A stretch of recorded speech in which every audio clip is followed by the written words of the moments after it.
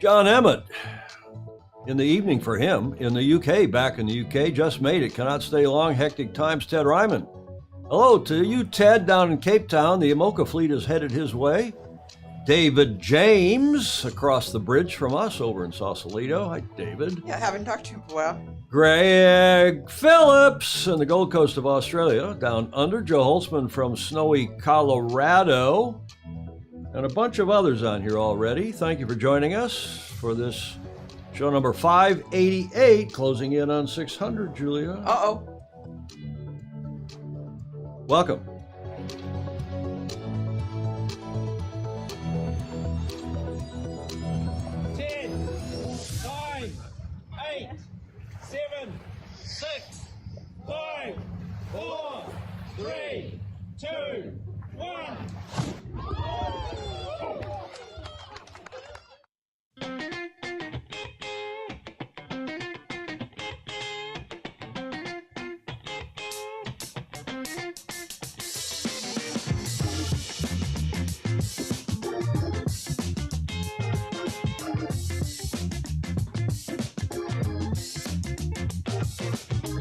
You know, I remember growing up in Detroit, Ann Arbor, but outside of Detroit, and if the theme music for the morning drive disc jockey at 6 a.m. Yeah. carried on for longer than you thought, you knew that he was either not in the studio yet, or he had just gotten there and was not prepared and was a bit of a crouton. Right. Those of you from Michigan remember daylight savings time. I've gone back into, what's daylight? No, not yet. Julia, I trust you are well. Fortunately, yes. Good. You look great. New camera set up there. Your flags are back. I like the flags. I always like flags. We're live from Studio B here at the Beach Street Yacht Club as usual. Welcome to show 588 for this Tuesday, the 31st of January, 2023. And we'll carry on here to the pre-start. Big show today, Julia. Big show. We got a lot of input, a lot of graphics, a lot of videos. In fact, so much so I thought I would run at the top of the show the credits to show you how many people have given us audio, video, and images. For this show. I should say that alphabetically: audio, images, and video for this show. When I have to reduce the size of the font, Yeah. you know, it's because we got a lot of people on here, and we appreciate very much all of the submissions, and that's a good indication of how big the show is going to be. Steve Adkins say, yeah, a lot of you don't see that slide because it's at the end of the show normally. Clark Chapin checking in from frigid Plymouth, Michigan. Yeah, you got a bit of a cold snap up there in the Great Lakes, but I think that beats what they have down in Auckland. Man, oh man, the flooding. Did you see that, Julie, down in Auckland? Didn't. Oh, the flooding is awful. It's already February down under, so those of you in Oz and in New Zealand and so on, welcome to February as we are well and truly into the pre-start here, thanks to Commodore Bo Froelich, who was our guest. That was a great program. It was a really good show, Yeah. wasn't it? Mm. And we've gotten a lot of nice comments, including this one. You know who that's from? I really enjoyed the last show. Absolutely fascinating. Only just seen this this came in last night or maybe even this morning, as we were, believe it or not, at the Royal Opera House in London on Friday. Yeah. What an honor it was to have met all these people, because he was at the Stag Cruise this year, and have had a great guided tour of Bo Froelich's Mayan. I did not realize the close family association with Stan Honey, the hero for all of us. St. Francis are flying high, and that, of course, from there's the comment. Yeah. From Andrew McIrvin. Right. I thought you were going to say it. I'm sorry. You didn't have to. I just I paused, and normally when I pause, you go right into it. Yes, I loved seeing it when it came in. You saw the email. That's right. Yeah. It was a nice email indeed.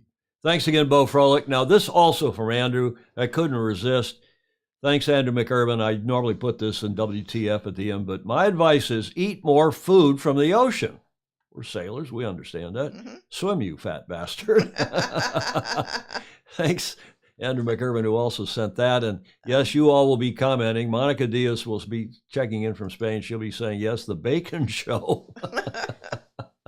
Huh? Yeah. The bacon show with a sailing habit. To check in here, yeah, Monica is here from Spain. Hamish Ross saying to David James, America won. Yes, those are Julia's in the St. Francis Yacht Club's 2000 America. Nice looking. You're, in fact, can you? I don't know if you can hold your toes up. If I can get it here with camera 2. I don't know if you can get it because of the brace there in the bottom of the desk, but she is lime green from head to toe. Don't worry about it. I don't think I can. You might kick that floor light too. Yeah. So we don't want you to do that. She is green from head to toe today. America won. Yes, those were our colors. Remember the green kites that kept breaking, and yes. People thought it was because the color, and they were somehow attracting more sunlight, because you know what color attracts the most sunlight? Yellow. No. What? Green. That's Green. why plants are green, because of photosynthesis, and there's more energy attracted at that level in the visible spectrum. I learn something every day. Well, especially if you watch this show. So that's why, and people thought because our kites were green, they were attracting somehow more energy from the sun and then splitting. Not true. The cloth, we learned in a debrief later on after the event, the cloth was under spec. I was going to say wasn't up to spec. Was under spec. Emmett saying, just in case I missed that part of the show, I think it is correct to allow Russians to compete. Yeah, he knows. He saw it in the show notes. We're going to ask you, is it correct or croutonnic to let the Russians and the Belarusians compete, as the IOC have announced? And we're going to go into that in a bit. Bob Walker, long time. Hello, Bob. Good afternoon from the frozen North Texas. Sounds like the middle of this country is frozen. In fact, James Bland, who's in Austin, Texas, kind of central Texas, the weather is nastier than dirty hobbit feet. Have you ever heard that expression? No. I haven't either. Alan Long down here laughing at Texans dealing with ice on the highway in Lago Vista, Texas. Yes, indeed. Everybody talks about the weather, but no one ever does anything about it. Who said that, Julia? I can't remember. Was it Mark Twain? Yeah, somebody Samuel of that era. I can't remember. And yes, they're commenting about your scarf, but Hamish Ross, good morning from Auckland, under a state of emergency due to flooding. Wow. In parts, and they are indeed. But before we get to that, and I'm going to run a little bit of a segment on that, I just want to say bravo Zulu to the Joker, to Djokovic. This guy is just an astonishing human being. Daniel Grun sent this along, and I want to thank him for bringing this to our attention. I mean, we've been following it, of course, but just look at this. Daniel is saying, yes, he clearly is mentally the strongest men's player that has ever lived. I guess that's arguable, but you got to give him credit, given all the outside noise he had surrounding the Australian Open, which he won, of course, last weekend.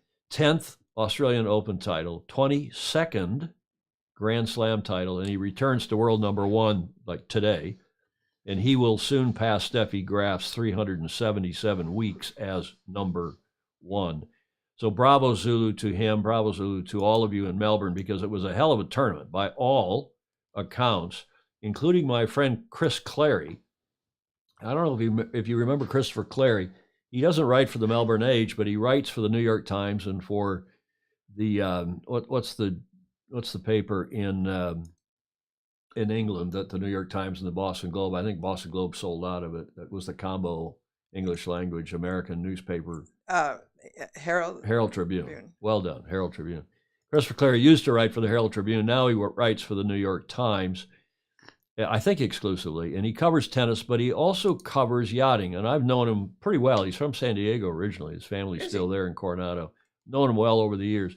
And he didn't write anything in the Age, but if you look at the bottom of this article in the Age, see where it says Open smashes records as the grandest of slams? And he and a whole lot of other people just said the tournament goes from strength to strength, and bravo Zulu, congratulations. And he tweeted a thing out saying, I just love being in Melbourne at the tournament and the reception for all of us, including especially the players, and your coffee. See that flat white, I guess that is, or cappuccino, whatever it is.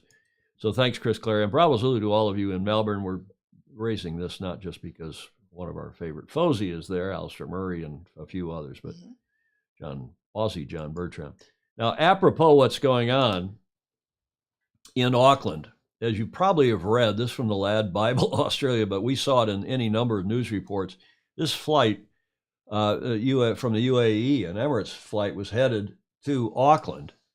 And the passenger of that plane flew for 13 hours, 7.5, and then turned around and went back to Dubai because of the flooding at Auckland International Airport. And that happened, it flew 13 hours. And they landed at the same airport from whence they took off. Oh.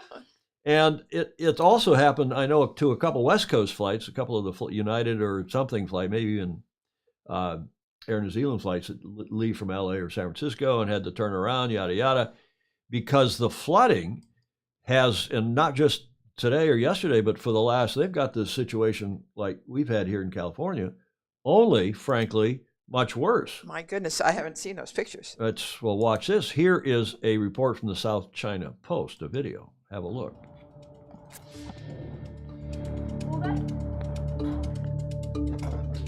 I guess I should read this. Residents of New Zealand's biggest island flooded, left behind after torrential rains brought flash flooding and evacuations. 4 people lost their lives as the area was swamped with days of record downpours. A state of emergency is currently in place in Auckland and the country's northernmost region. And there's more to come. I have been in this community my whole life, 45 years. I've never seen it like this. The water was up to my neck around the house.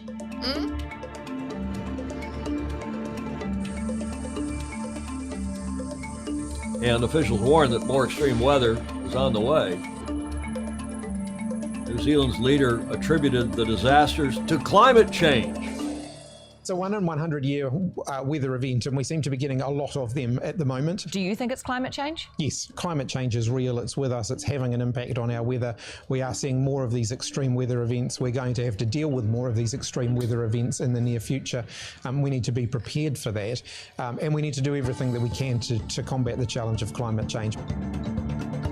Except it occurs every, Well, they call this a 100-year event. Many of the city of 1.4 million have been forced to evacuate their homes.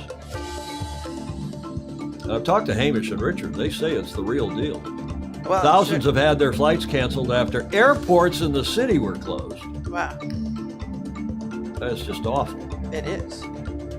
So if we felt bad, Julie, about our garage flooding a little bit, and some TP and poo coming up from the combined sewer and storm drainage that we have here, it's not as bad as it is in Auckland. So all of you down there, we're really sorry to see what you're dealing with. As I said, I've talked with Hamish and with Richard, or texted back and forth. There have been places around here that have done exactly the same thing. Well, as you saw when we had Commodore Froelich on the show, right, and he told us what goes on down in his hometown of where he lives most of the time, not all the time, down in Santa Cruz, California. But this stuff in Auckland is just awful. I mean, look at these poor folks. Yes. So I don't know if Hamish is on here. I know. Let's just see what he says. He's got no time. Okay, that it's extremely unlikely to be Okay, they're talking about superstition. Luca Craig is saying in the comments, people are stranded in Singapore and told that they may have to wait till March to get into Auckland due to lack of seats, i.e., all booked up. Huh? Yeah. Okay. Stingray's comment about the T-shirts.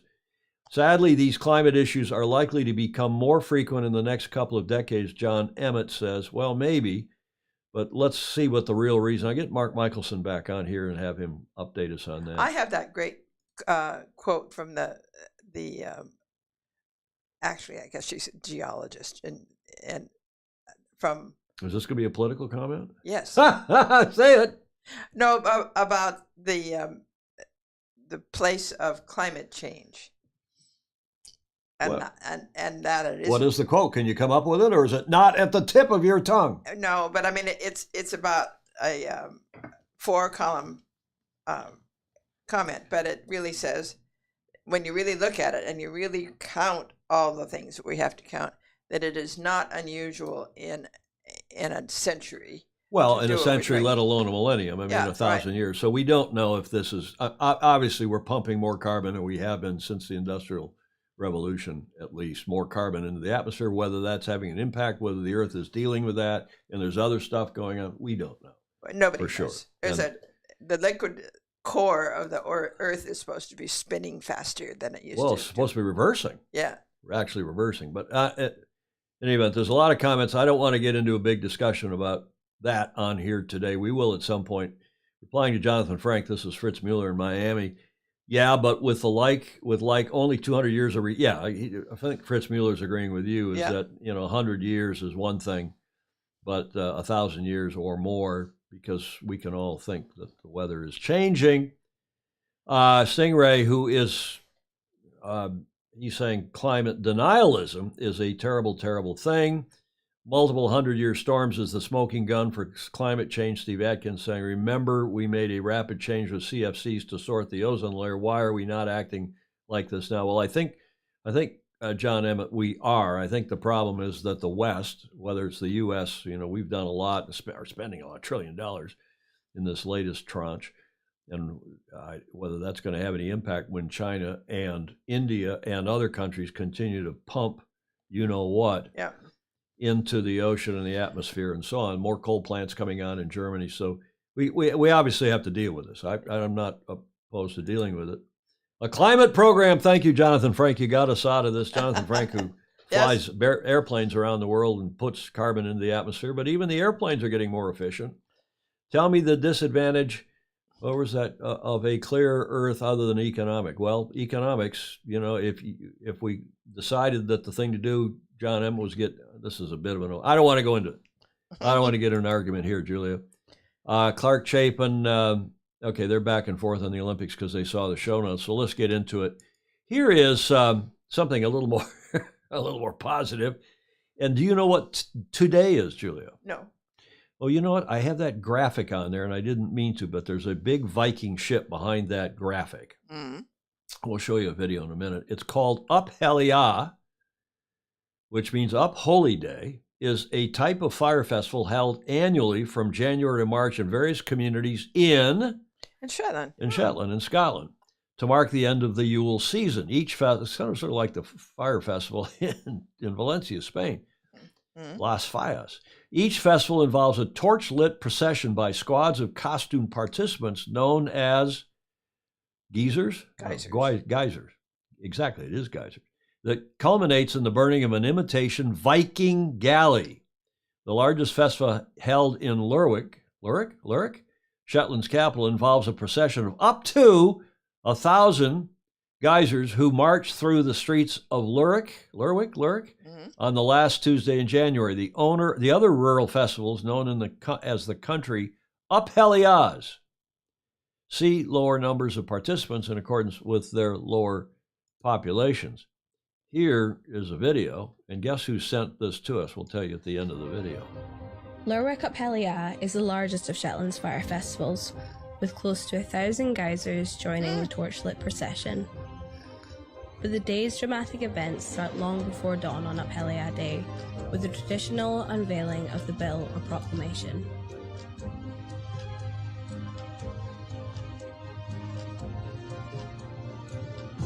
The Jarl's squad has a packed day of processions and visits before the evening light-up, the spectacular torchlit procession, and the burning of the galley.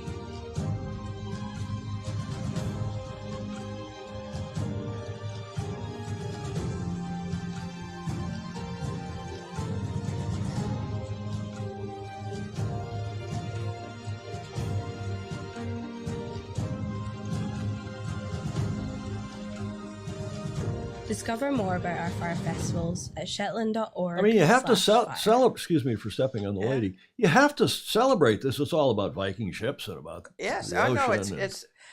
I'm flashing on other fire things, festivals, like there are great ones in India, for instance. They're rites of spring. I mean, that's why. And who was it? Just Jonathan Frank just said, why do I have Vikings didn't have horns on their helmets and Opera got it wrong when they added them for dramatic effect, James Bland is saying. And Jonathan Frank, why is it that we had what we had for my dad's, what? That is, oh, that's what we had for my dad's cremation. That's interesting. Jonathan Frank, why do I keep humming Wagner? Now, Julia, today is this day, this Up Helia, and you know what's new for this year? No. Women. Ah. Women and girls join.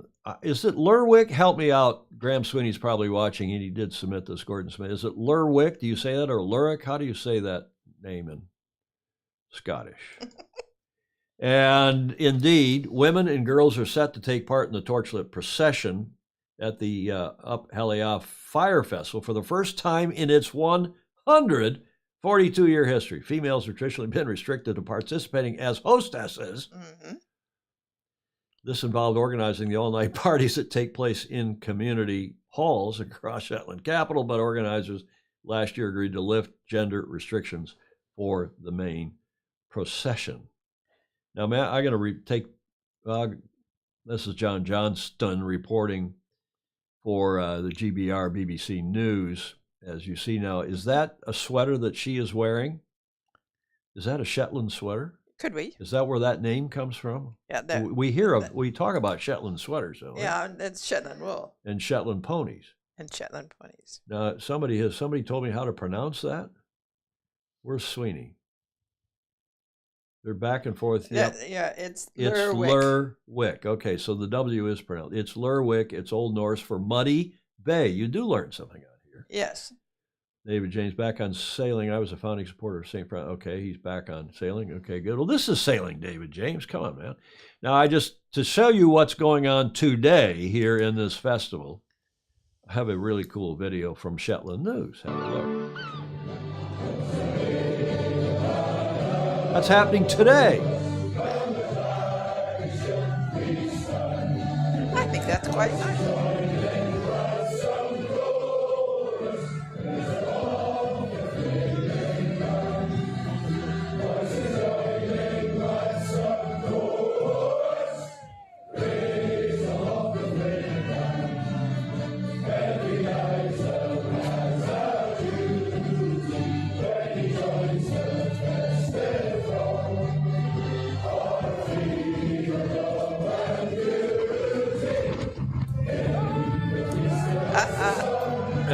Graham said it was going to blow 60 or 70 today, and despite that, this festival goes on. It always goes on. I think it stopped for COVID, and that was about it. Oh, and Graham Sweeney saying it is pronounced as lyric. I hope, Stingray saying, I hope Beowulf doesn't come and crash that party. Did you see the security for that? The security? Okay, well, thanks to Shetland News for that. Thanks, Graham Sweeney, for the segment. Isn't it cool? Yeah. And that brings us to a FOSI Focus, Friends of Sailing Illustrated course, FOSI, and we have a cool one today about another cool person and his father. Julia, do you know who this is? Yes. Who is it? On the left. Yeah. Andrew Pindar. And on the right is his father, Tom, Dr. Tom Pindar. And he says, Andrew says, my travels keep cutting short my SI participation. And same again tonight as we are taking my parents away for the night to celebrate my dad's 95th birthday. Given that he's also known as Tom, what a great name. Yes. Full name and title, Freeman Dr. George Thomas Ventris Pindar, OBEDL. Oh, wow. There will be an association of some sort with you guys, even if very tenuous. Oh, that's Isn't that nice? Oh, yes. Super. So belated happy birthday. His birthday was yesterday. They're celebrating it tonight, Friday night in Europe. And a very happy birthday to Dr. Tom. And thanks for that submission, Andrew Pindar. Oh, absolutely. Oh, nice. Now that gets us to this day in history, the 31st of January. And this was the most auspicious thing I could find. It happened in 1934, Julia. Any idea? Your mother was born. You think? Well, here's your first clue, anyway.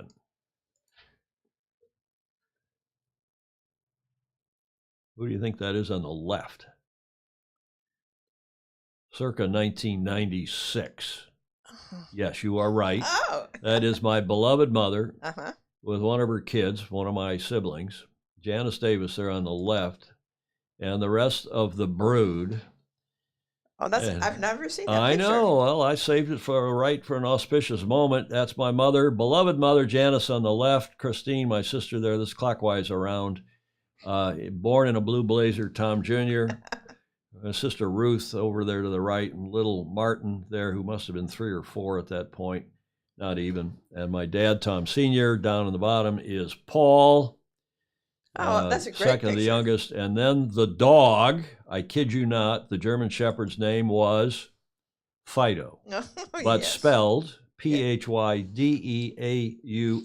As properly so, yes. because that's a high-class dog. Indeed. Fido. There's a joke, and I won't tell it now because it's not clean, but my dad loves to tell it. Maybe we'll get him on the show at some point. And tell him. I just want to wish my mother a happy 89th birthday. This is a shot thanks to Alfredo Partible, who took this picture in the summer of 2022 back in Ann Arbor at the infamous, in fact, Fleetwood Diner. Eamon is a German name, Stingray. And if you go to the Fleetwood Diner, as Clark Chapin will know, and a few others will know on here, perhaps. Hippie hash. You're right, Julia. You will know that it is hippie hash. And I couldn't even tell you what's in it, but we have tried to make it once or twice. It's never as good as at the Fleetwood Diner. And today, this day in history, happy 89th birthday to my mother, who was born back in 1934. She'll be 90 next year. Not quite as old as Dr. Tom Pindar, but right up there. So great stuff, the Fosey. We like that. We get to the starting line here. And at the starting line, as usual, we have another report and then another video, actually, from John Emmett, the coach's corner, our super Fosey. And here's his report. Bon dia, Tom, Julia, and all the Fosey, and especially anyone new to the show. So I hope you enjoy what's going to be a glacial walk and a talk, because I'm told I'm often walking a bit too fast. So I'm going to take you around Villamora sailing, another glorious sunny day. And today we're going to be chatting about the growth mindset. So this is actually a very long topic, and it follows on very nicely from the previous goals, the smarter goals. So what I want you to think about now is it's time to grow. The G in grow is for goal, and that's why it follows on so nicely from what we talked about before. Because the goal we needs to be a smarter goal. So I hope that's very easy to remember now, and I would encourage you to go back and look at past shows, and I'm always really happy to chat about these and try and explain it a little bit better. But the key point is to make the most of every single day. I think hard work beats talent when talent doesn't work hard every single time. And you'll see the most successful sailors, they're all down here early in the morning, working on their boats and doing everything they can. Today is our last day in Villamora, so once again, absolutely going to make the most of it, going out to do some downwind, and I'll also do some video to show how we can sail as best we can, because the idea is to have a really specific session. So hopefully, if my flight is on time, I will join you for the show. Until then, it's time for me to go sailing.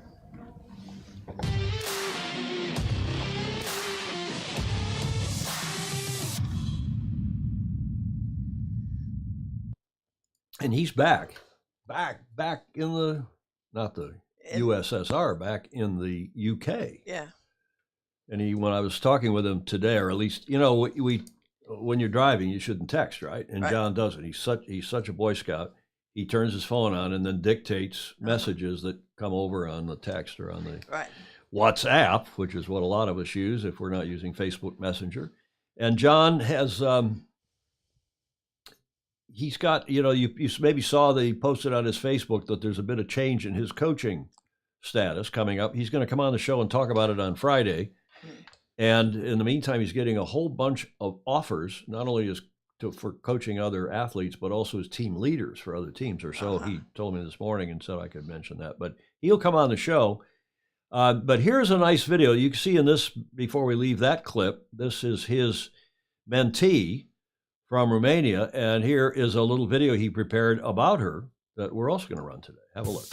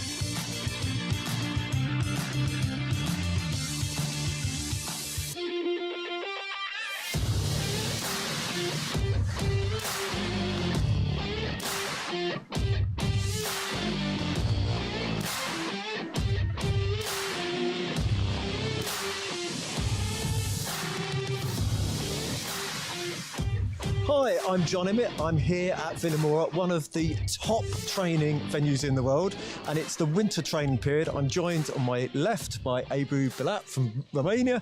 Can you tell us a little bit about your training? Hi, I'm Ebru Bilat from Romania. I'm training here in Villamoura on the Ilka 6, which is the women's single-handed Olympic class, and it's a very good place to train because there are loads of sailors coming here over the winter period, as it's supposed to be warmer, so we can go out sailing and enjoy the conditions. Well, it's a lot warmer than many places in Europe. But what are your key goals at the moment? What's your focus of your training while you're here? So I'm trying just to get better accelerations at starts, focus on little technique changes such as on downwind, stay focused and look behind myself for pressure, and just little things that you need to work on in order to be able to do it subconsciously during racing. Sounds very good. And very important, 18 months going on. What's your goals for this Olympic cycle? So I'm I want to qualify as early as possible and secure my spot, and as soon as I do that, just perform the best I can at the Olympic Games. I've failed to qualify last time, so I'm more than motivated to finish my dream this time. Good to hear. Well, I won't stop you getting on the water. Looks like another cracking day in paradise. Thank you for your time. Thank you very much. Another cracking day, another cracking video from Yes. John Emmett Sailing. Get to the front of the fleet. John, Julia, likes to say at this point. Yes, excellent opportunity to like, follow, and share to your own list. Yeah, to your own Facebook page, to your own YouTube channel. And he always says that, and we shall do it. If you haven't already, please, in fact, do. A bunch of comments coming in. And I wanted to say David Blanchfield. So I think it's up higher than where I am, but I just want to say to David, who's just said, sorry to miss you guys a few weeks ago. Thanks for reaching out, TE. Recovering well here in Sacramento.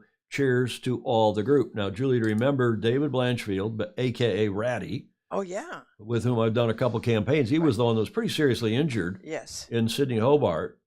And was, he got into shore. He'd sailed the rest of the race.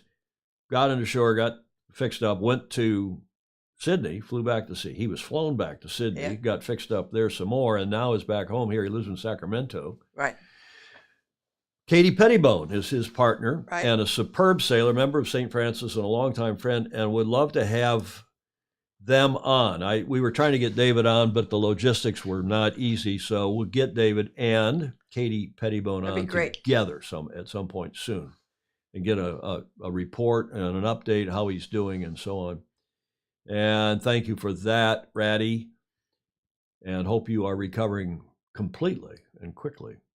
Lots of happy birthdays to my mom and to Tom Pindar, Dr. Tom Pindar. Sailing by the Lee, there's David James with another erudite comment. I'm back and forth. Let's see if there's, showreel Gordon Smith. That's exactly what I was thinking, that John was just doing a showreel. It was shot in HDR, so it didn't come off quite as well here. Unless you have an HDR, and I'm not transmitting. I don't have HDR set up here on this. I have it on my monitor, but not in the show. What else? Replying to John Emmett, is that so those of us with low res can't tell if you've shaved? Yes. You think that's it, Julia?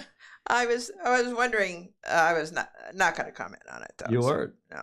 It was just a little dark, you mean, the video? Yeah. Okay, well, his video quality obviously is getting better and better and better. Absolutely. But she made one interesting comment, and we should dwell on it for at least a second, and that is, she said, I'm intent on qualifying. And people don't realize two things. First of all, the country has to qualify. Right.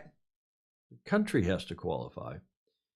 And then if you have multiple competitors from a country, as at least the big countries do, the countries somehow have a runoff, either a trials in their home country, that not so much anymore, but we used to do that here in the U.S. with great success.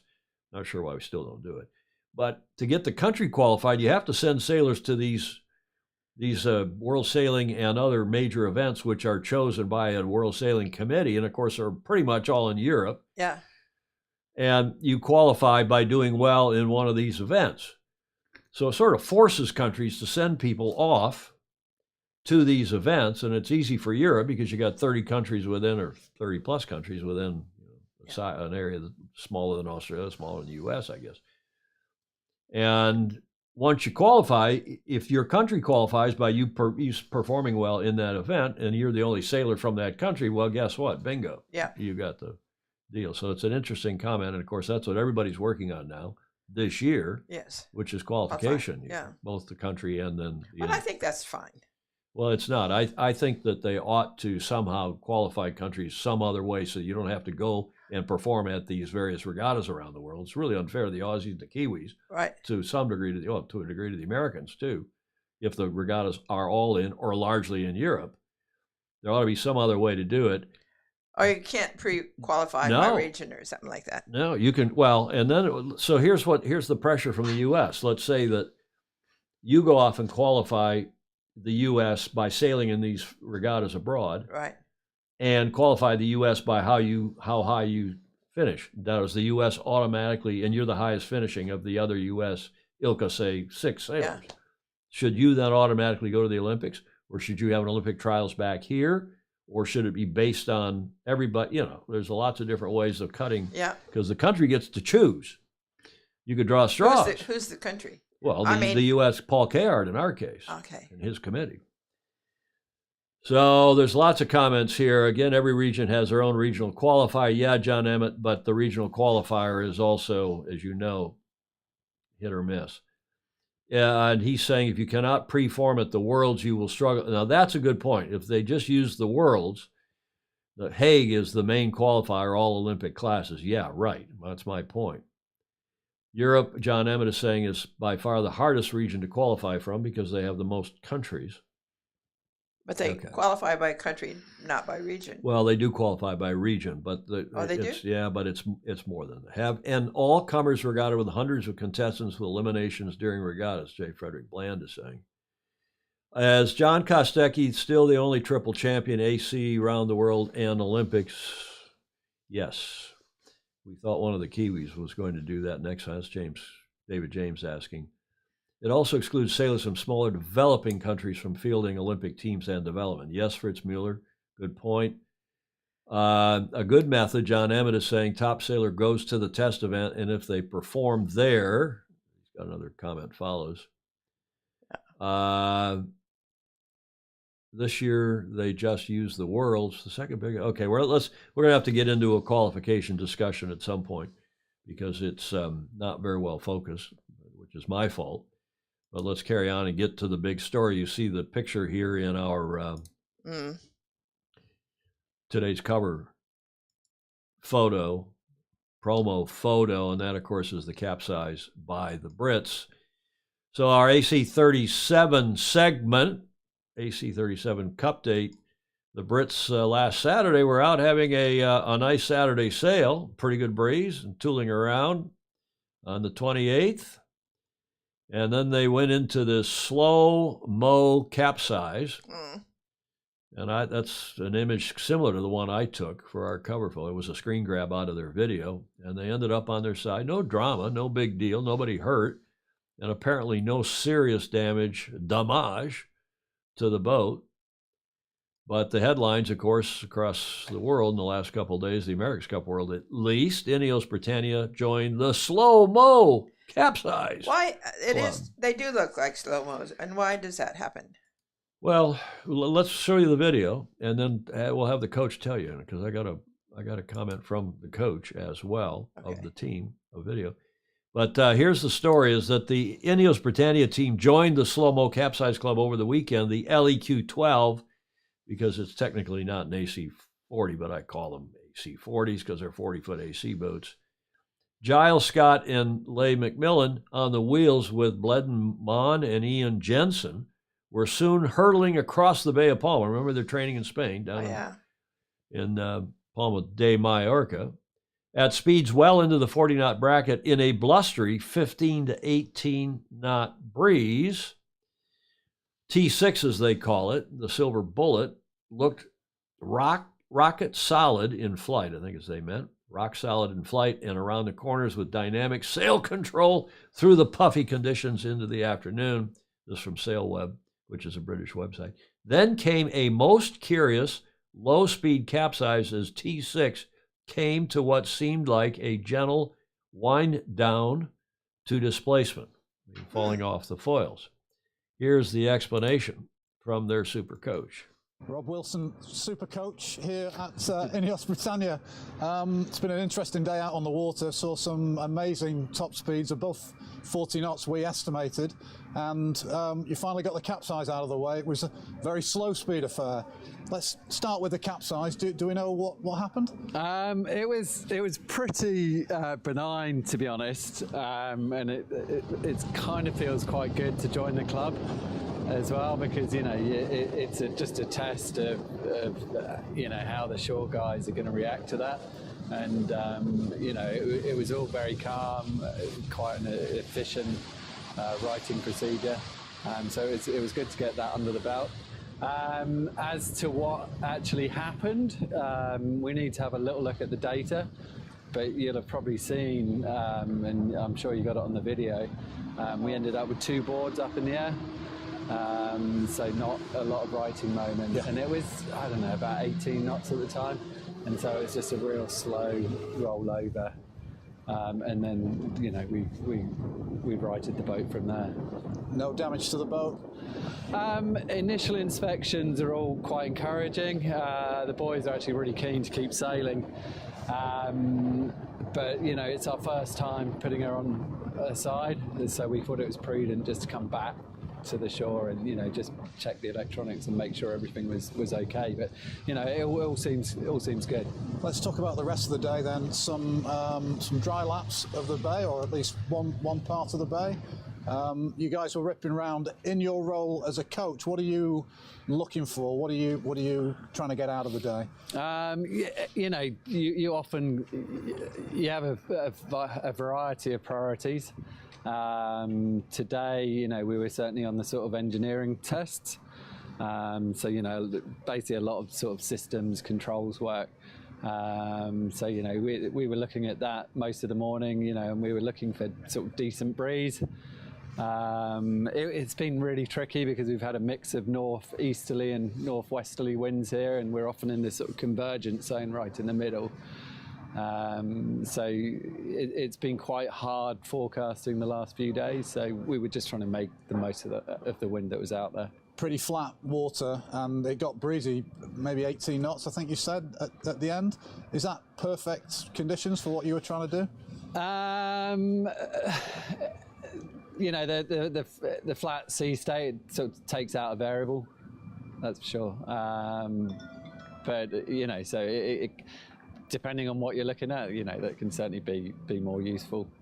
You know, as soon as you get the variables of a difficult sea state, then often that control work is harder to look into. Thanks, that's great. Thanks, that's great. I guess it was. I would get to the nub of the matter. Rob Wilson summed it up calmly afterwards, saying, quote, "It was pretty benign, to be honest, and it kind of feels quite good to join the club as well, because it's just a test of how the shore guys are going to react to that, and it was all very calm, quite an efficient writing procedure, so it was good to get that under the belt," unquote. That was a quote. That was a mouthful, Julia. Yes. Huh? He said it. He did. And there's more. And in this one, he says, in talking about what caused the splashdown, Wilson added, quote, "We need to have a little look at the data, but you've probably seen, and I'm sure you got it on the video," he's talking to the spy videographer, the so-called recon guy. "We ended up with two boards up in the air, and so not a lot of writing moment, and there was about 18 knots at the time." So that has led to a whole bunch of comments, pro and con. I know a lot of you like these boats and like the fact that it's difficult to sail. Jonathan Frank, it all went bad when they took away the stripper pole. And people saying, yeah, we had to learn the boat, including James Bland saying he had to learn the dinghy. I remember as a kid learning the laser. And remember when the AC-75 was unveiled? And, excuse me, Clark. Okay, I remember to turn my mic off. Yeah. Remember when the AC-75 was unveiled and it was touted as being self-righting. That's right, Clark, back in October of whenever that was. Yeah. Where's the guy who made that statement now? Is he still employed? Ed Worley, he thinks, and I think Stingray agrees, I think onboard computer crashed the flight, controls locked up, or the computer crashed. Strange clip, Stingray is saying where they are towing it straight forward while on its side. Yeah, it took them. What? Yeah. It took them two cracks. The first time they tried to put a rope went over the top side. Yeah. And pull it up, and that didn't work. So they then towed it a little bit and tried another method with two boats. I think I was reading back and forth. No keel, that's what happened, Jonathan Frank says. Ken Saban up in Toledo, an old boat builder, says, I think it's funny. Okay. John Emmett defending the class and the high tech. It's everyone capsizes when learning a new boat. Gordon Smith says it's simple. Well, foils were up. Yep. Okay, well, I've got a T-shirt for you. HPYC is the former name of our club in Michigan. The original name was called Huron Portage Yacht Club, HPYC, because it's on the Huron River, and there are lots of other portage yacht clubs.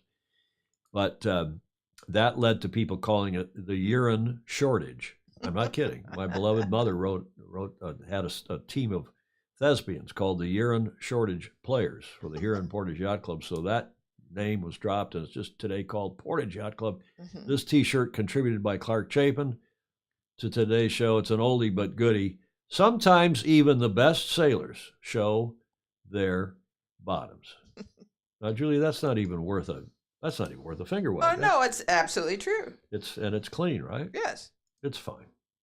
Thank you for that, Clark Chapin. And now we've got this is a bit of a segue, but now we have a very cool gal, Spanish gal, who's on the British team, who they interviewed and put her up front in one of these nice videos. Bravo Zulu to them and to her. Monica Diaz, you're going to enjoy this. I'm Elvira Llabres. This is my 6th America's Cup. I'm a performance analyst and I work for a test and validation department here in INEOS, Britannia. One of the best things of this job is that the goal is so clear. We have to win this America's Cup.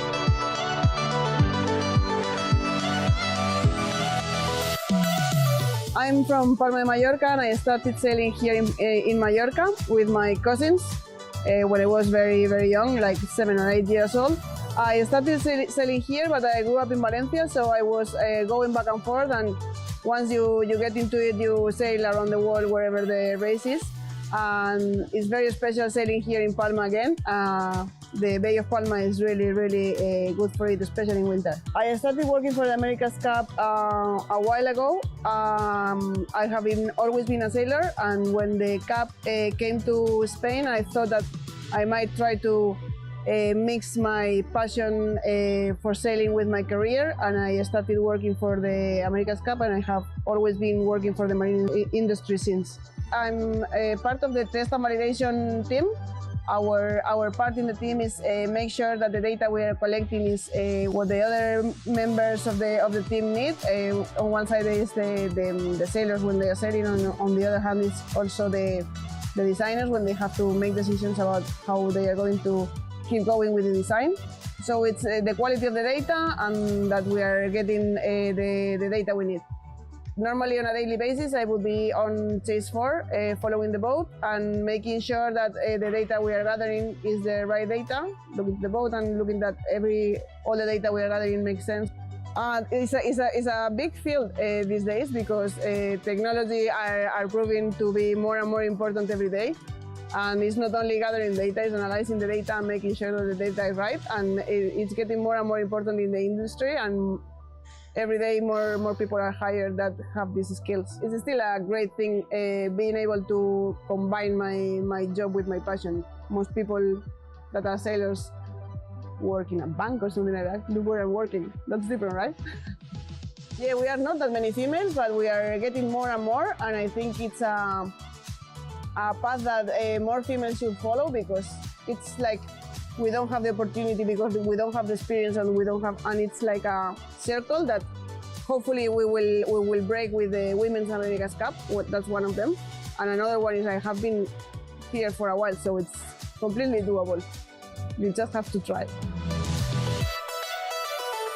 Yeah, Elvira Llabres, she is from Spain, as she said, and I know her from Valencia. She's really a cool dude, cool gal.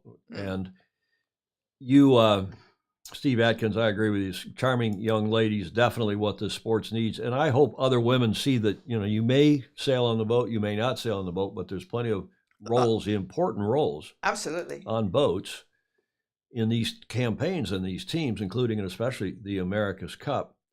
And Stingray saying, love this subject she is speaking about. Of course, Stingray, a coder and a performance analyst, probably in his own right when he was working for Boeing. Graham Sweeney, Julia said, the party is still going here in Scotland if INEOS wants to burn their boat. I don't think it's a Viking boat, though, Graham. Yeah. I don't know if they capsized intentionally.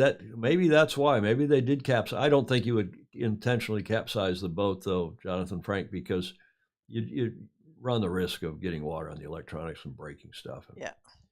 But who knows? One never knows. J. Frederick Bland there at the bottom, James is saying women should put their own money up and make things happen rather than waiting for someone to give them an opportunity. Well, that's Dawn Riley's approach, and I think she and others would agree with you. Thanks to INEOS Britannia for that. I think the bravo Zulu to them again. They're putting out cool videos about cool people, and I like it.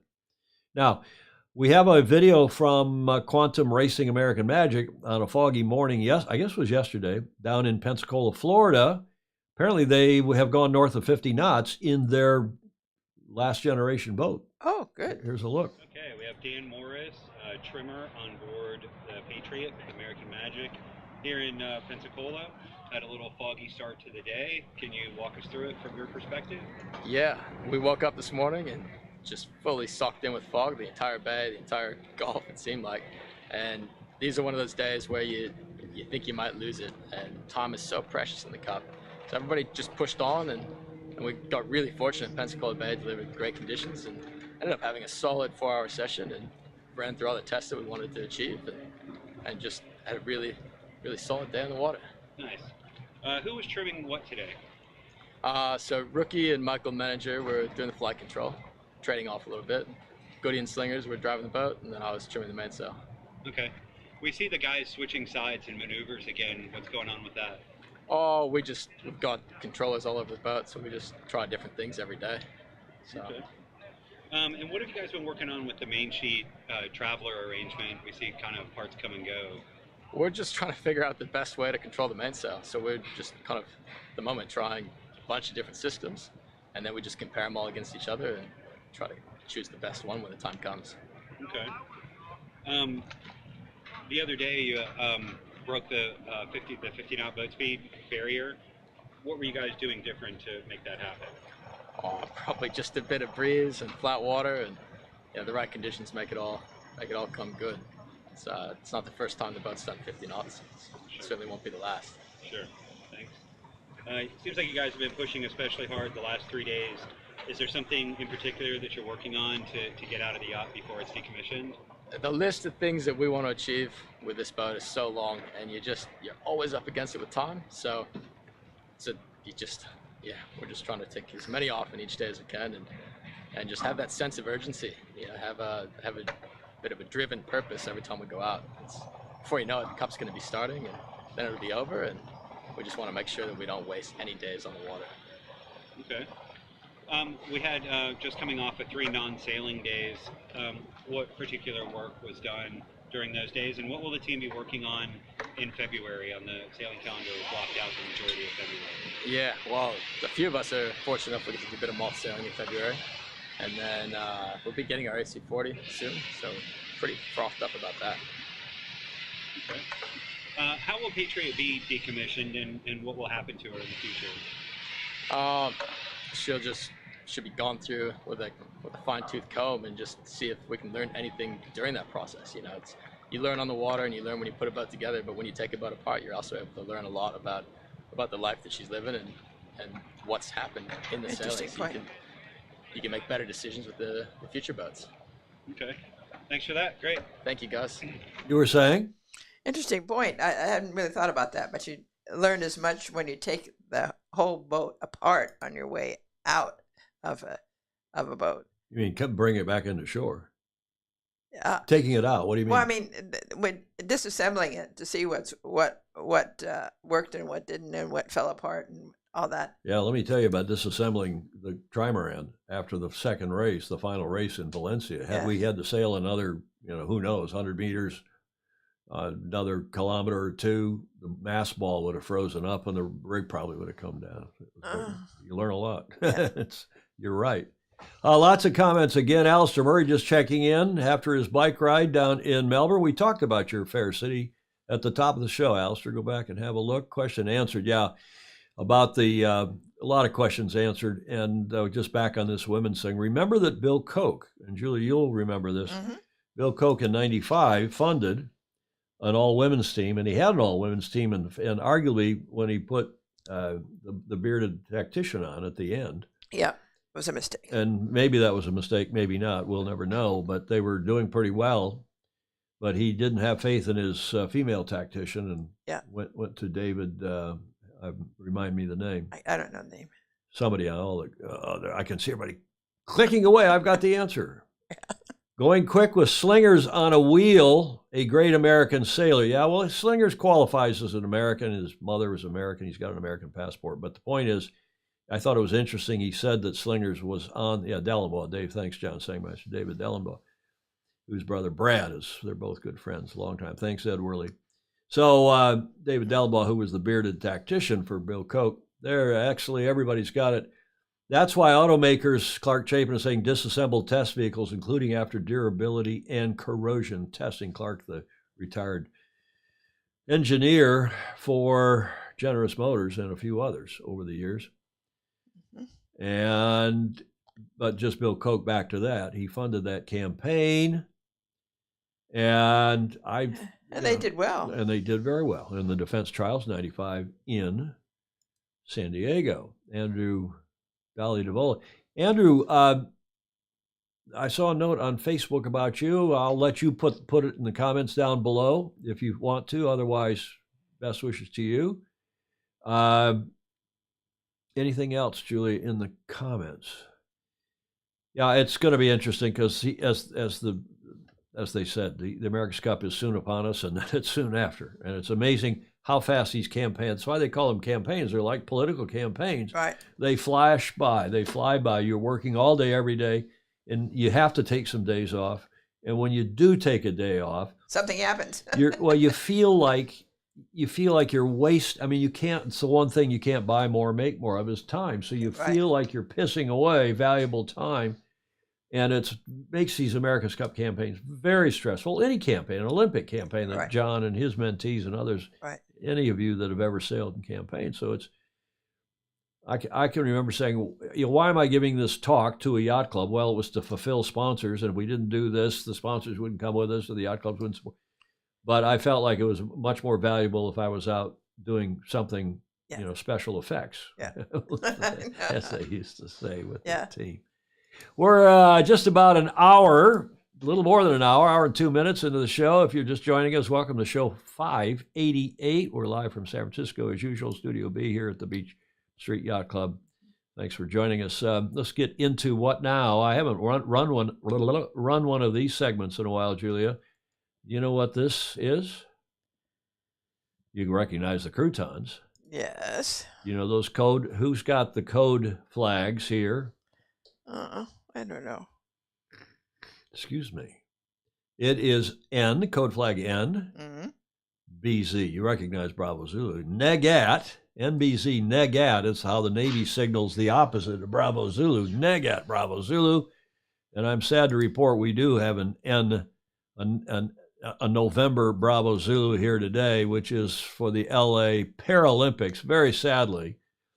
And probably no real surprise, 2028 Paralympics sailing has not been reinstated. That decision came down from the International Paralympic Committee yesterday.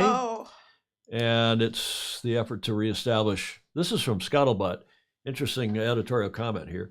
The effort to reestablish sailing as a Paralympic sport was not successful, as the International Paralympic Committee revealed the 22 sports, we'll tell you those in a minute, to be featured in the sport program for LA 2028. Sailing was introduced at the Paralympic Games as a demonstration sport way back in 96 in, Atlanta, and as an official sport for the 5 editions from 2000 to 2016. Atlanta, the sailing was in Savannah. However, mismanagement led to it being dropped for Tokyo 2020. Mismanagement by whom? World Sailing. And the then Croutonic president and the then non-sailing CEO. But I digress. However, mismanagement led it to being dropped from Tokyo 2020, and World Sailing has been committed to the necessary changes for its return. I think that's fair, but did they try hard enough? I don't know. But the unavoidable fact, Scuttlebutt continues, is how no sport has successfully been reinstated after being dropped. So despite achieving necessary and significant growth, that record remains unbroken. Kind of a double or triple negative. And after being denied for Paris 2024, parasailing remains excluded for LA 2028. 28. Clark Chapin saying it was always a long shot. Supposedly, no sport, has ever been reinstated. We're just saying. Andrew Dolly DeVola saying, hey, Tom, we just had the windsurfer LT Nationals down under with 150 competitors, the biggest nationals for any class in the country this year. Great. Wow. So nice going. And negate is a pennant, Tom. Okay, James Frederick Bland, the ex-naval officer, graduate of our Naval Academy's, sorting me out on the Negat Bravo Zulu. Thank you for that. Mm-hmm. Another triumph from World Sailing, Andrew McIrvin is saying. Greg Phillips, WTF, NBZ, NBZ, hello. Hi, John and Gino. Yeah, it's a real shame. It is a real shame. And here is the World Sailing statement. I excerpt from therefrom. World Sailing CEO David Graham said, quote, we fully respect the verdict of the IPC and recognize the difficulty the IPC board faced throughout this process. However, we must also acknowledge that this is an extremely disappointing day for our whole sport and, in particular, for parasailers around the world. Despite this setback, our commitment to our parasailers, to our continued growth of parasailing, and to the wider parasport movement will only grow stronger. One can only hope that is the case. A couple more paragraphs from David Graham, the World Sailing CEO.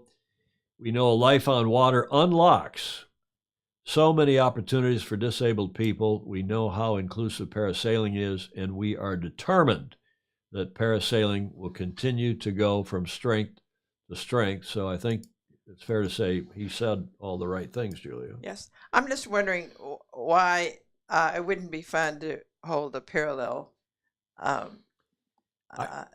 thought that's a good point. I thought exactly that this morning. Why isn't somebody organizing somewhere a parasailing event, a para worlds, a para international games for all the sailing countries? And probably that is in the works. There are some similar type things, but it's usually class by class. I don't know if John Emmett or Andrew Pindar or Andrew McIrvin. Yeah, it's a perfect opportunity to do that. Yeah. What are the comments? And there are other sources, people who, I mean, ideally it wouldn't be as expensive as an Olympic campaign anyway. So you could do local inserts. Yeah. John Sangmeister's on here. Steve Gruber is asking him what he thinks. Can Long Beach Yacht Club hold the parasailing event during the Olympics, or wouldn't do it during, but you'd be before or after? Chris Exley, my neighbor and good friend Maureen McKinnon, a gold medal winner in Olympic parasailing, will be devastated. Tragic, yeah, it is. Jeff Ogle saying, or John Emmett, I'm thinking of my 2.4 campaign in 2053. I hope you're not disabled or you're not a Paralympian, John. Stopped in just to comment on Julia's great scarf, Jeff Ogle is saying. Thank you. I love it too.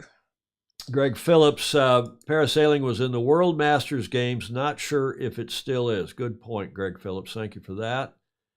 Any other comments here? CYA, Ed Worley saying a CYA. I don't think he means the Canadian Yachting Association, although they're renamed Canadian Sailing or Sail Canada, whatever they're called.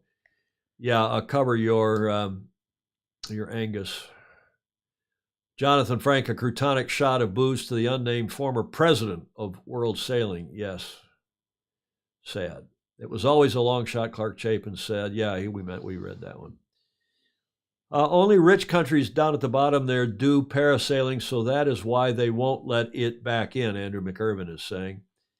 Probably a fair point. In fact, definitely a fair point. Also not TV friendly, probably wheelchair ballroom dancing will get in. Well, it's just expensive. I mean, let's admit it, it's just expensive, and you got to have a fleet of boats, and you got to buy boats, and you can't just rock up in minimum equipment and carry on. Now, I will tell you what are going to be those 22 Paralympic sports, and here's a nice video to tell you that.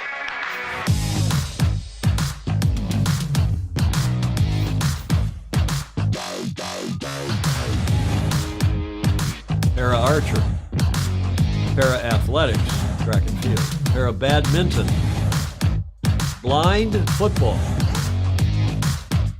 boccia, what is that? Para canoe, Paracycling. Para-equestrian. That's expensive. Goalball. Para-judo. Para-powerlifting. Para-rowing. Para-shooting. Para-sport. Sitting volleyball. Para-swimming. Para-table tennis. Para-taekwondo. Para-triathlon. Wheelchair basketball. Wheelchair fencing. Wheelchair rugby. Wheelchair tennis.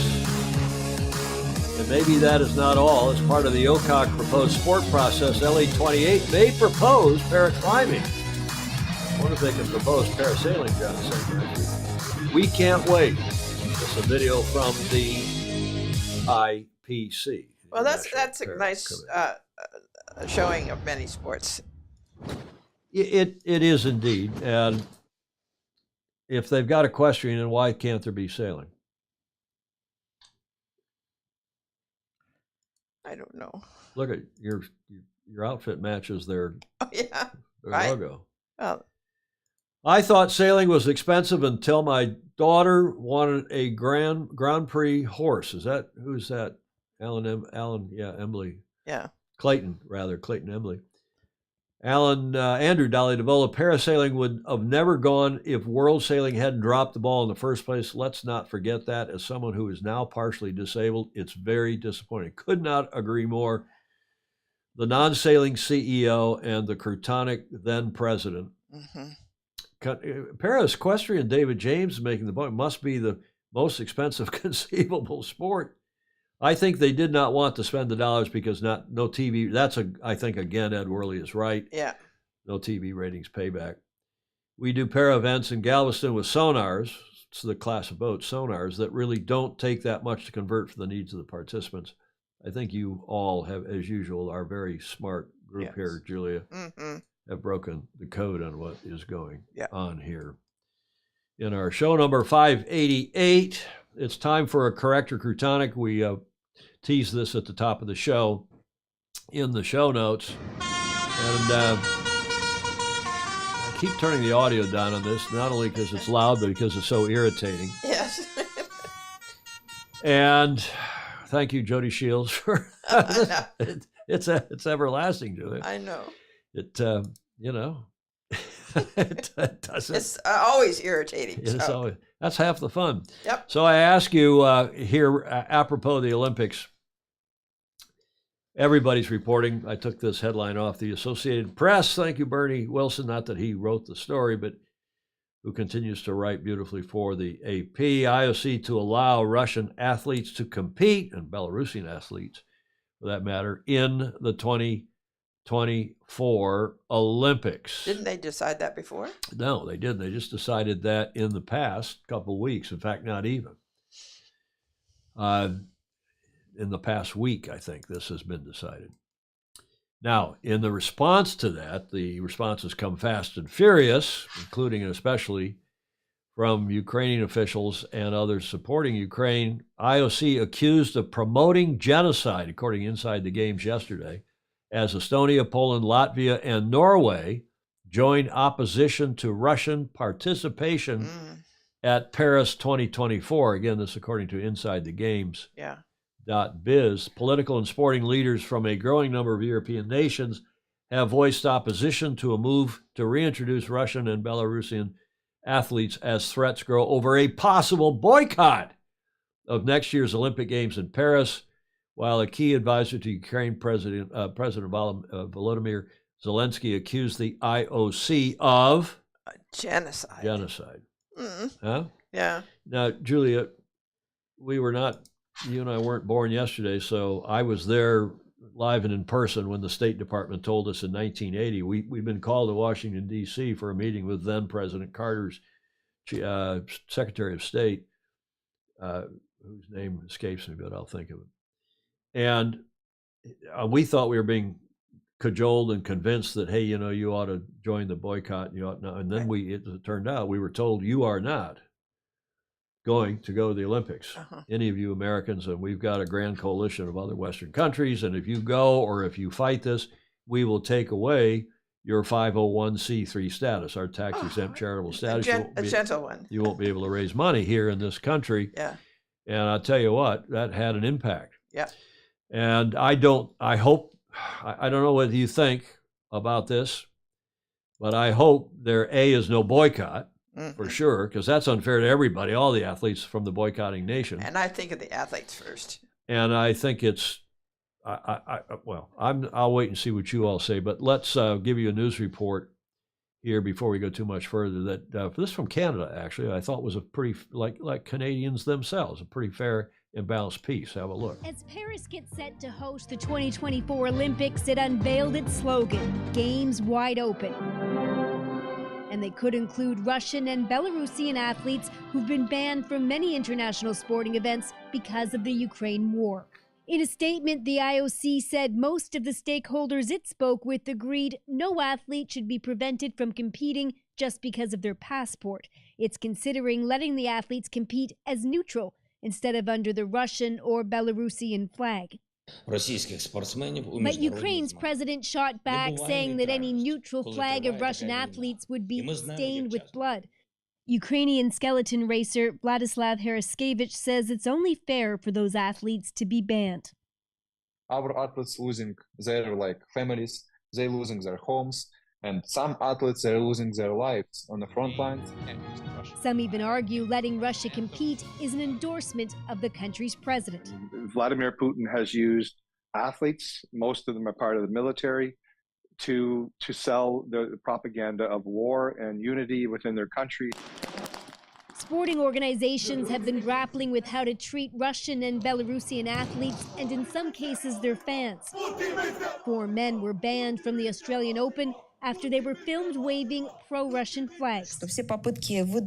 Today, a Russian official said any attempt to squeeze the country out of international sport is doomed to fail. Many sports fans admit it's a tough situation. It's important to remember that the Russian people aren't necessarily the Russian government, and a lot of them actually disagree with what's going on. I think they should be allowed to play and do whatever they want to do. But I do think that as athletes, they deserve that right to compete, especially if they're against what's going on. But in a country where the president celebrates athletes like national heroes, it can be hard sometimes to separate the politics from sport. Briar Stewart, CBC News, London. I thought that was very fair and balanced. Canadian Broadcasting Corp. News, CBC News. And I ask you all now, is that correct? That is, should they be allowed to compete? Well, let's don't get into is it genocide or not.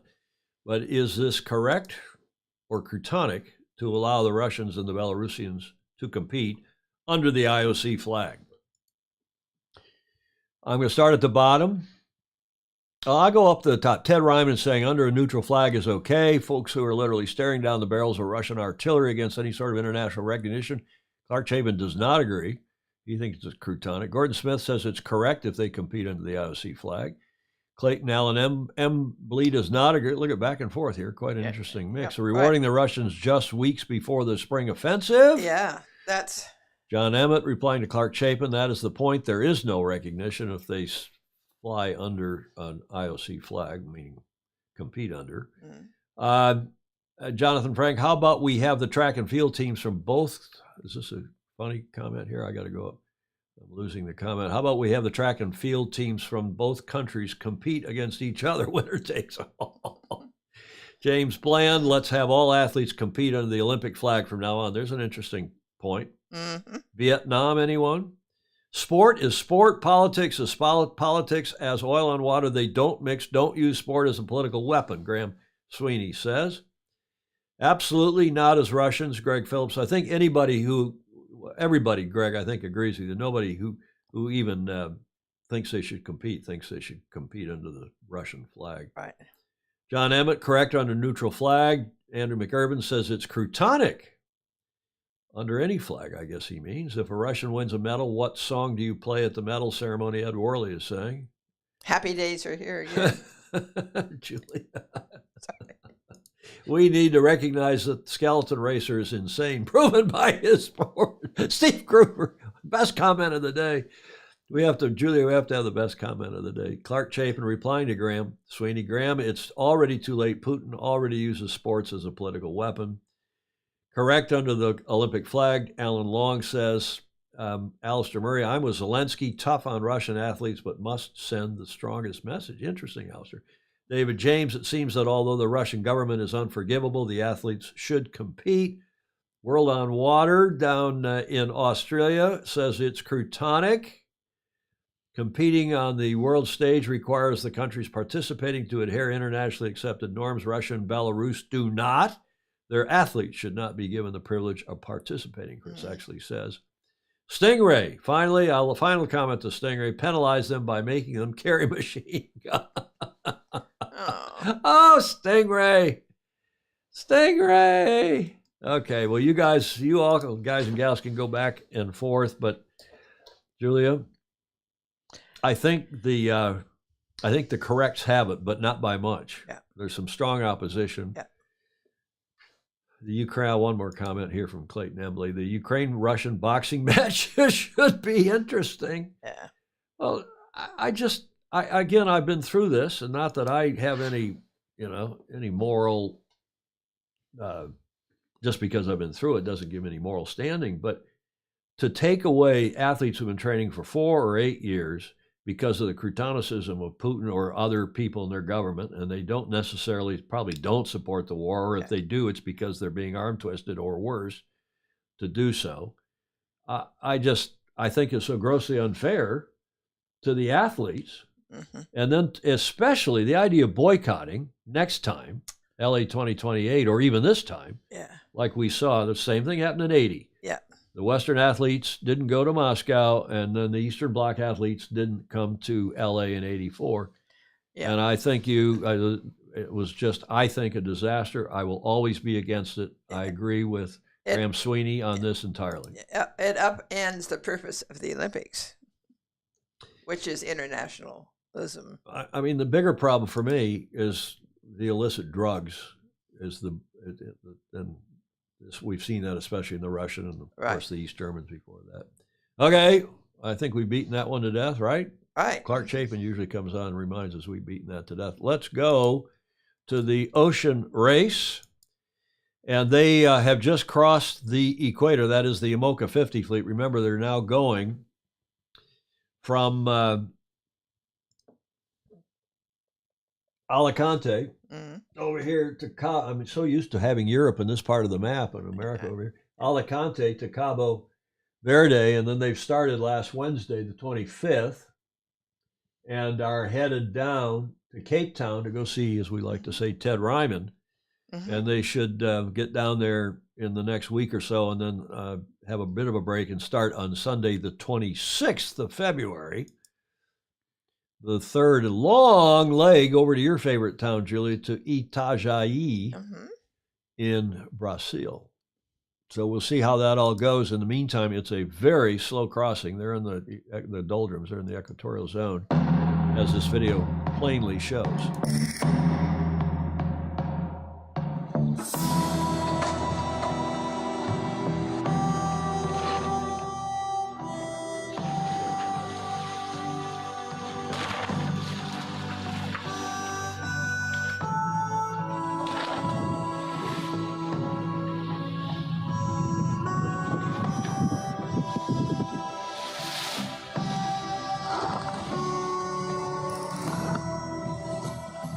Common thinking is west is best, because you typically get an error doldrums.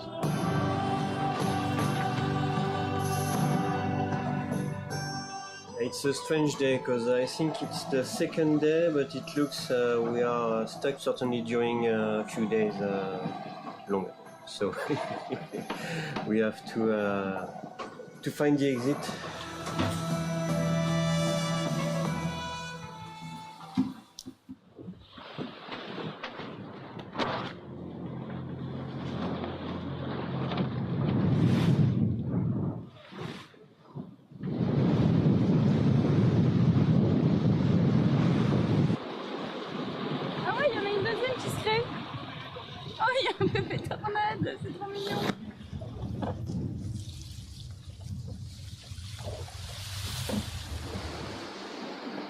jibe, tack. It has been a jibe tack. Furling, tacking 2 times, jibing 2 times. Upwind 15 knots. And main goal is to go south. We do what we can.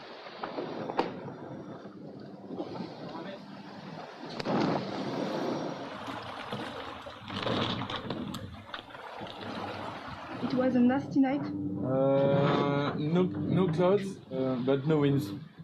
Actually, we did maybe 7 or 8 miles during all the night. Not a lot.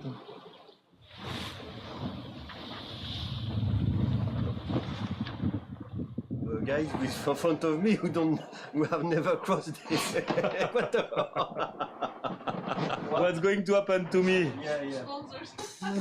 Rosie? Yo! First time really soon at the equator, no? Yeah, well, let's see, Georgia and me, it's gonna be our first time to cross the equator. So it's going to be really exciting, and I'm looking forward to see what the boys have invented for us. And Kevin already told me he's prepared nothing that causes pain or cutting hair. So I was pretty happy about that.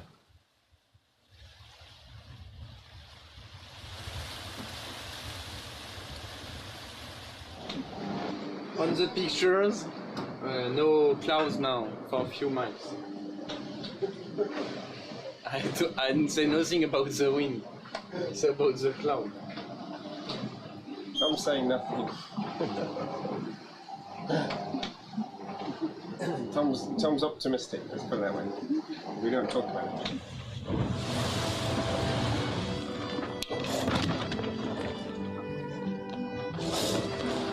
I see the...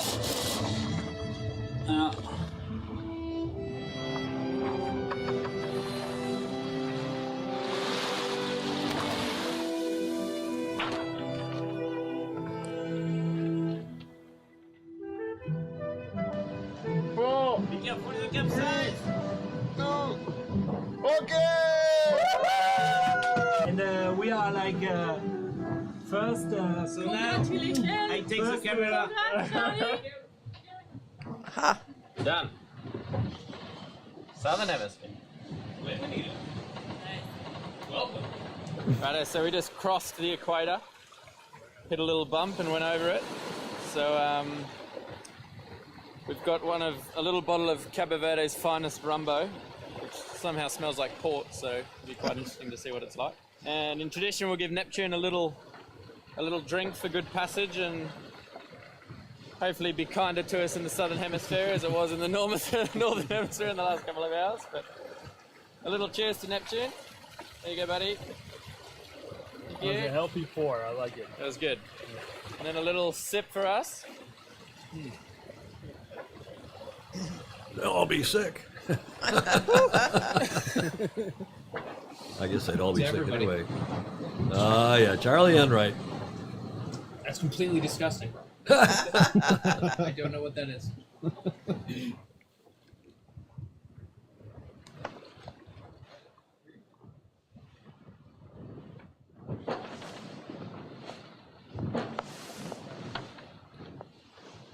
Yeah, James Bland, I think, has been across the equator a few times, probably on boats, to say nothing of planes. Neptune doesn't like cheap booze. Okay, that was fun, and I liked her comment when she said, "Oh, another mini tornado, how cute." I was out there on the water and saw a water spout. I know. I'd be having a water spout in my pants. I know. think. Jeez. I know. But it's okay. It's a long ways away. We've all seen water spouts out on the water, and it's Except that when it starts straight forward, yeah. Georgia, it's well, not but, so much fun. It'll soon start blowing if that bottle was a laxative. Graham Sweeney comes up with it. There's a little bump on the equator, which is strange, David. Bump because of the rum. Yeah. James Bland, I don't like flat water on inland lakes, let alone 17,000-mile races. James, who's on Lake Travis in Austin, Texas. Yeah. And who else? Sails are full. What's the problem? Alan Long is saying. Albatross, I didn't know this. Albatross only, see in the middle Yeah, there? go to land, they lay eggs and raise young. They spend the rest of their lives at sea. Yeah. Did you know that? Yep. Okay. Well, you're smarter than I am. You went to Stanford. No, I spent time on the open ocean. And I just learned that that Ted Ryman is expecting a grandchild. My son and his wife. He's not expecting a child. Okay, that's the video from the ocean race. This is where they are, just south of the equator. They're all pretty clumped together within, I don't know, 50 miles, or maybe not quite 50 miles. But if you see they're on the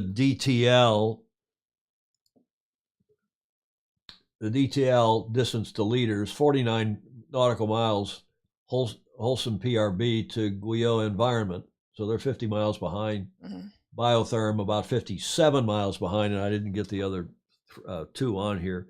But they're a long way away. They're still 3,600 miles and change, nautical miles, to the finish down there near Cape Town, off Cape Town, and Ted Ryman's hometown. As we look ahead, any other comments on this leg?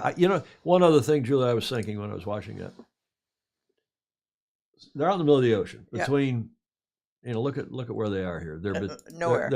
They're between the Horn of Africa and the bulge of South America. Mhm.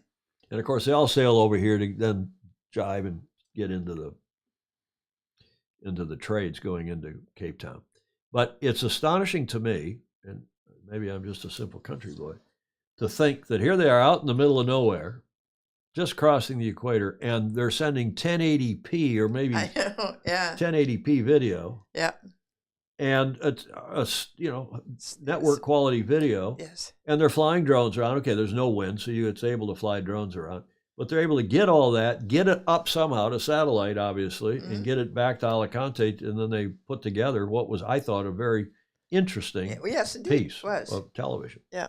Tell me if I'm wrong.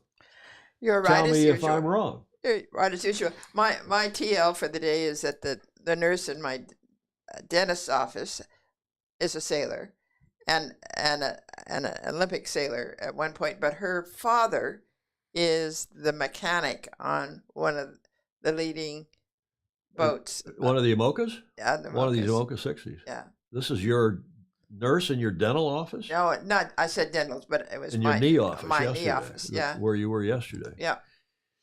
Okay, so one of the comments here, all for a swim now in the Pacific after walking 12 kilometers this morning. We'll watch the rest in replay. Pedro, foiling sailor, a.k.a. Peter Stevenson, thank you for your kind note to my mother on the occasion of her birthday.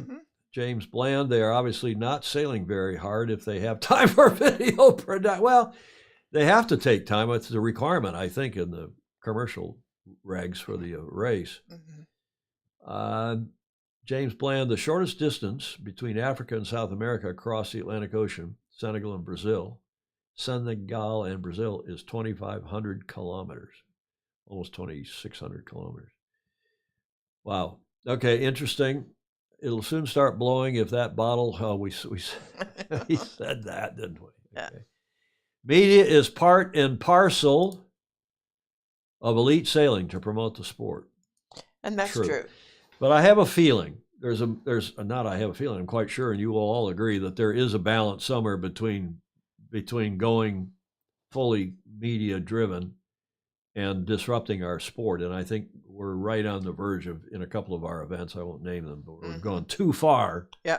Because then suddenly the event's no longer realistic. It just is not yacht racing, it's not sailing, and we're too worried about television, not enough worried about having quality racing. Yeah. Right? Right. You always agree. But we've crossed that before and come We back have. and forth. Okay, now I have another cool video. This one from our favorite Vendée Globe sailor. Oh. And she's updating us on her foils. Have a look and listen. Pip Hare. The last week in January, rolling over to the first week in February, and I'm here in a chilly but dry Hythe. We've got the whole team in today, which is quite nice, and there's a lot of activity going on. I was away at the beginning of January, just kind of taking some time out to recover from the races last year. And so now I've finished getting up to speed with what's been going on. I can't believe the pace of the work that's happening on Medallia at the moment. So we've already got the new bow section on. We've taken a big slab of deck out so that we can get the new foil cases in, and we've already patched up the holes where the old foils came out of the hull. So there's a lot happening there. Last week I was in bench testing all of our new electronics because we're making a few upgrades on that system this year. So we kind of had all of that system plugged in, and I was making some decisions about programming some of the units that we're installing. This week for the team, it's more of the same kind of work on servicing all of the deck kit and then supporting the guys at Carrington Boats here with the larger boat building items. For our leadership team, for me, Joff and Lou, we need to sit, review the budget, review our program. You know, during a period like this where we have a lot of expense around the boat modifications, it's important that we stay really focused and really on top of our project progress so that we can foresee any bumps in the road before they happen, but also make sure that we keep up with our time frame. Time is going really rapidly, but it's all incredibly exciting and looking good for the rest of the year. Okay, not the most exciting video in the world, but I just love Pip hair, as lots of you do. And Jeff Waller is agreeing, looks expensive, Pip, but I think he thinks the world. And I've gotten a lot of comments from not just from Andrew Pindar, but from any number of you about her and about women's sailing, which we all think is really important. Alan Long saying, love Pip. But I thought today was a good day to feature some women since we're celebrating my mother's 89th birthday. And she was a medal winner. She was a national champion crewing for my dad. I think it was about the end of their marriage. But back in 60-something, I think they won a national championship in the Rebel class of 16-foot, one of the first fiberglass boats in the history of the world, and it was a big class in the day. So bravo Zulu to Pip Hare. Fantastic stuff that she's turning out. And again, not the most exciting video, but I thought a pretty nice update and well worth looking at. She somehow is very human throughout all that. Exactly. And that's why I like her. It's why I like Boris Herrmann from Deutschland. Yep. Clark Chapin, 1964 Rebel Nationals, which were at a lake named after Clark Chapin, at Clark Lake. Clark's Lake. No, not really. But Clark Lake is near Jackson, Michigan, in central Michigan. Clark will remember that. Let's go on to my favorite class. Recognize that trophy, Julia? Down in Miami, we've been talking about. We had a nice video from John Sangmeister on our show last Friday. Yeah. The Finn Gold Cup wrapped up today at Coconut Grove Sailing Club in Miami. And this was the report going into the show. A couple hours ago, I was saying it was the last day today. Ed Wright from Great Britain leads, and while with two races, yeah, Julia, it matches yours. I know. You should talk. Yeah, we should. Huh? Yeah, absolutely. It matches your outfit. So with 2 races to go today, I was saying that it is, he really had not quite an unassailable lead, but he had a pretty good lead over Domankos. I knew his dad, Nikolaus, very well. Nikolaus Nemeth was a great judge from Hungary. Domankos Nemeth, an 11-point lead going into today's racing on the strength of, not in this order, but he had a 1-1-1-1, 4 firsts, 2 seconds, and a third. This is Ed Wright, and his throwout was a 12th. So pretty strong. Yes. Pretty strong performance. And I learned just before we went to air from James Bland that indeed, after a long postponement today due to lack of wind, the Gold Cup ends with a whimper. No wind, that from James Bland. And then just before we went to air, and I managed to squeeze it in, Julia, this shot from the prize giving there at the esteemed Coconut Grove Sailing Club, this from John Sangmeister of the top 3. And we will cover this more fully on Friday's show. So thank you for those photos. Do we have to report on Peter? Peter Sangmeister didn't finish in the top 3. Oh. Is all I know, but I think he had a pretty good first Gold Cup for a 20 or 21-year-old. Yeah, great experience for him anyway. Great experience. Sangmeister, maybe John will put something in the comments for us. I think he's still there. He took that picture, so he must still be there, or maybe heading to the airport to fly back. What is it, 17:40? So it's almost 6 p.m. in Florida. Thank you, John Sangmeister. Thank you for that report. Yeah. That gets us to the last leg. That great picture. That great painting that we've been using and referring to, and the Julia's favorite favorite one. Yeah. Whiskey Tango Foxtrot. And man, we had a lot of submissions today. I pared it down to, I think, just 4. One of which I made. This first one is from me. Julia, do you know what this map represents? I'm going to start running a few more of these mad maps. The country in red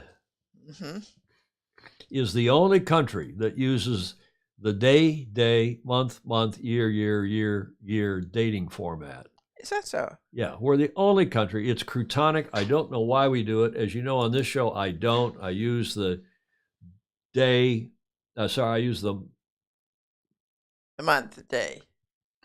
The only that uses day. My graphics department screwed that up. Yeah. It should have been month. I wrote that.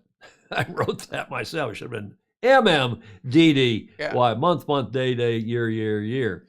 And here on this show, we use day, month, year.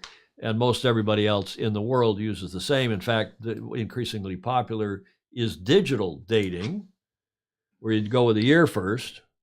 Because if you number a file, digital dating 2023.1.31, it puts all the files in order according to the digital dating. And I like that too. Croutonnic, as we are. Have to redo all the dates, though. Yeah, well, it doesn't matter. You have to start somewhere. You don't have to redo them. You just start your files. So we're the only croutonnic country. I don't know how you all feel. Julia, get your finger ready. Uh-oh. This came from Ed Worley. Unvaxxed sperm, $3,500 a load. Is that a finger wag or not? I think somebody's going to get rich. Unvaxxed sperm load. Thank you to Ed Worley for that. He sent that along.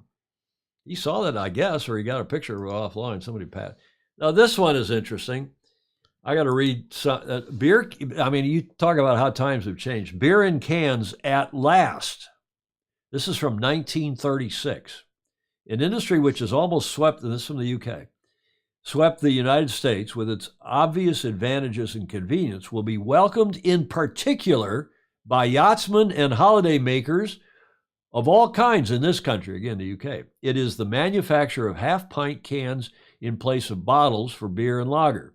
These cans are not charged for and can be thrown overboard, tisk, as soon as emptied, obviating the annoying accumulation of clattering bottles on each of which one has grudged depositing 2 pence. These beer cans, which unlike the American variety need no tin opener, have simple press-on caps, can be stowed anywhere in the bilge, are unbreakable, and are said to keep the contents fresh indefinitely. Okay, so they go on. This is from Yachting Monthly. Is that magazine still around, or is it a merger now with others? But from 1936, Yachting Monthly, Tom Fishback saying road soda. Yeah, but the idea that you would throw the can overboard, no one would do that today, right? You wouldn't throw, you don't even like to throw scraps of food, even though you know the fish and birds will eat it. That's a fairly new phenomenon. I mean, it's... Well, the last 20 years. Yeah, I was going to say 20 years. Yeah. I will say this, and Clark Chapin will back me up. When Michigan, back in probably the 70s, maybe late 60s, early 70s, I remember it, because at our club, we had this big wooded area, picnic area called the Park. Yeah. And on Sunday morning and Monday morning, and when I was a kid, I had to go out there with others and clean the park up. And there was trash, detritus, cans, bottles, stuff, shiza, all over the picnic grounds of the park. No one, they just threw it on the ground. It was terrible. Yeah. And when Michigan put in the law about getting a deposit for your bottles and cans even now. That all ended. People stopped throwing stuff on they the did. roadways cleaned up, the park, the so-called picnic area of the park in our. It didn't help that much here. Well, it did. Man, in Michigan it did. I hate to confess, Andrew McIrvin says, that chucking cans overboard was normal practice in my youth. Yeah. I guess probably, well, I don't remember doing it, but I guess there's a racing rule of sailing now, Clark Chapin's reminding us, that now prohibits discharging of trash overboard. Right. What about a message in a bottle? That's excluded. Yeah. Groover's saying, Steve says, replying to John Emmett, a friend of mine that worked at the U.S. bottler for Heineken, but was a PepsiCo owned, told me they spent $5 million to develop the keg can so that awful taste would not be affected. I've only been getting $1,500 a load for booster. John Mancino. Checking in from, hello, Asbar first. Checking in from Santos, Brazil. Welcome. Back and forth. Okay. That's an interesting time reference. Mm-hmm. Thanks to John Lammerts van Buren for that from the Netherlands. He sent that along actually in the last couple of days. Now, Julia, close your eyes. Mm-hmm. This is not about you, but I had to run it. Yes. Julia has two passions in life, alcohol and horses. Mm-hmm. She thinks that's a horse. That's okay. I didn't have to tell her. Thank you, Graham Sweeney. He sent that in. Mm-hmm. In Denmark, bottles and cans, plastic bottles, all have a reclaimable. Yeah, I think most countries now, don't they? I'm sure we've had this one I don't think we have, had we? I hope not. Alcohol and horses. Well, this is the show, the drinking show with the sailing habit. So I had to end in that. That gets us to the finish line. And with that, Julia, you can say what you like to say. We're now an hour and 45 minutes in here. Wow. Yeah, perfect timing to like, follow, and share. Yeah, and comments are welcome too, even in replay, as we like to say. And to all of you, thank you for joining us, but especially thank you for giving us $1 or $2 or $5, and some of you give us more per month to help keep us on the air. Which is really appreciated. Well, it's necessary because we didn't have our patrons that are a little Patreon. And I'm going to start, I keep saying this, I'm going to list our patrons. Some people don't want me to do it. Yeah. Well, we should ask everybody before we do it. We will. We won't list anybody, or if they do, we'll list you as anonymous or whatever. But I'll tell you, it does help because we've got all this equipment here. And it's, we keep upgrading it. This week we've upgraded these little cameras with remote controls and so on. So, did you see that?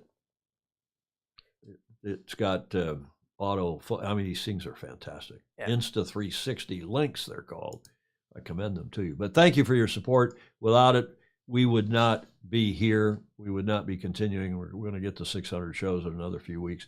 Patreon.com/join/Sailing Illustrated, the slide that we showed at the top of the show. Julia, your final thoughts? What I was just thinking is that I've told several people lately that we're about to go into 600 shows, and everybody says 600 shows, and you go, yeah. Well, two shows a week for 5+ shows in almost 6 years. Yeah, but it'll be 6 years in June. It's astounding. And we only did one show a week for a long time. Yeah.